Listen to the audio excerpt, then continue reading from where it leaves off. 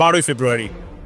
একই দিনে ভোট হবে দুটি, একটি সংসদ নির্বাচন আর একটি দেশের ভবিষ্যৎ সংবিধান নির্ধারণের গণভোট। ব্যালট পেপারে বড় করে লেখা থাকবে জুলাই সনদ। আপনার একটি হ্যাঁ বা না ভোটে বদলে যেতে পারে পুরো রাষ্ট্র কাঠামো। কিন্তু এই সনদে আসলে আছেটা কি?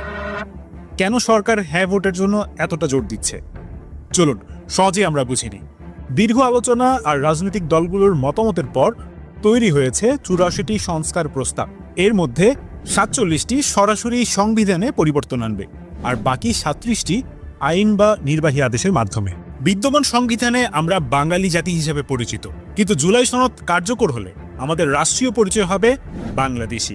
শুধু তাই নয়, রাষ্ট্রভাষা হিসেবে বাংলার পাশাপাশি দেশের অন্য সব মাতৃভাষাকে দেয়া হবে সাংবিধানিক স্বীকৃতি।